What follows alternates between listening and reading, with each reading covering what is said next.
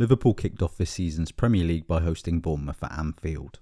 Arne Slot made one change to the side that lost the Community Shield to Crystal Palace, as Alexis Mac Allister replaced Curtis Jones in midfield. With most of his defence sold, Andoni Iraola has been forced into changes from last year's successful team. Although slight changes cropped up as Liverpool's midfielders roamed, Bournemouth's press followed a consistent pattern. The wingers picked up Liverpool's fullbacks, Evan Nilsson picked up Ibrahima Konate, Alex Scott positioned himself to block the pass into Mac Allister, also stepping up to press Virgil van Dijk. Marcus Tavernier followed Dominic Szoboszlai, and Tyler Adams picked up Florian Wirtz. Early on, Liverpool mainly sought to get around this by simply going over the top, playing direct passes to the forwards. It didn't take them long to work out they could take advantage of Scott's dual role though.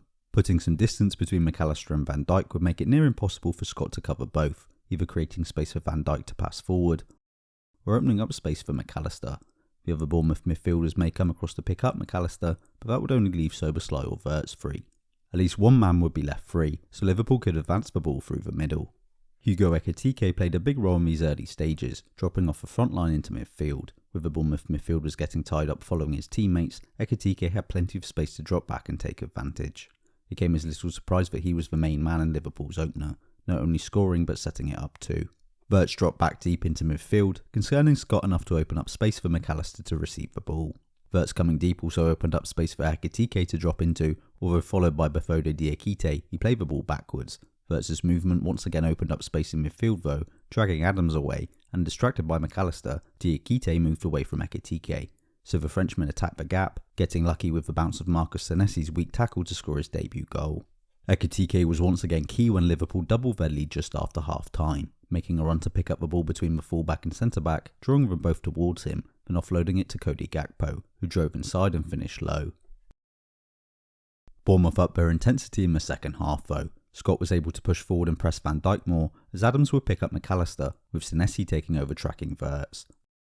This made it more difficult for Liverpool to play out, but it meant that when they did manage it, Bournemouth's defence was left more exposed than they had been in the first half. Ekitike was once again very helpful, dropping off into gaps.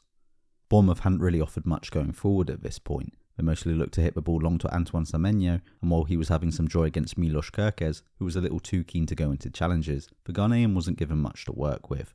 When Bournemouth did try to pass the ball out, they usually gave it away, not dealing with Liverpool's pressure well. Having gone 2 down, they did appear more willing to commit men forward in the second half, and getting Tavernier making runs into attack helped threaten Liverpool, but it was through 2 counter-attacks that Bournemouth got back on level terms. First Szoboszlai's flick was intercepted in the Bournemouth half, seeing Liverpool caught with 6 players ahead of the ball. Adams played the ball forward, and all of a sudden Bournemouth were 3 versus 3 against Liverpool's defence. David Brooks crossed first time for Semenyo to finish.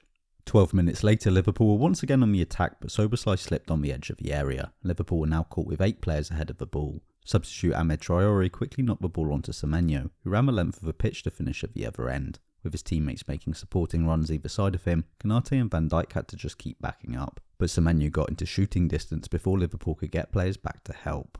This wasn't the first time they had been caught out by this either. They had 4 players in attack, would often push their fullbacks forward, and both Szoboszlai and Mac Allister liked to push forward and join the attack. Wirtz was able to balance this out a little by dropping back to cover for them, but both men found themselves caught ahead of the ball when Liverpool lost it several times. Committing so many forward like this obviously increases their attacking threat, but leaves them with little cover when they lose the ball. Liverpool haven't been able to quite find their balance yet. Having been punished for pushing men forward, Liverpool now found themselves needing to do so again in a bid to find a winner, although they managed it before the 90 minutes were up. Bournemouth managed to clear away a free kick, but Liverpool sent it back in. Mohamed Salah's cross was pushed away by Georgi Petrovic, but the defenders collided trying to clear the rebound, and substitute Federico Chiesa was on hand to volley the loose ball into the net for his first Premier League goal. Salah got his customary opening day goal to seal the victory.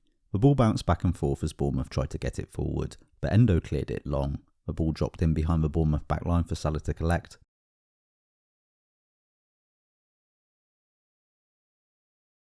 before cutting inside and finishing with his right foot. Liverpool kicked off their title defence with 3 points, however they made this more difficult for themselves than it needed to be. It was both a display of their attacking prowess and a warning that they still have weaknesses to work on.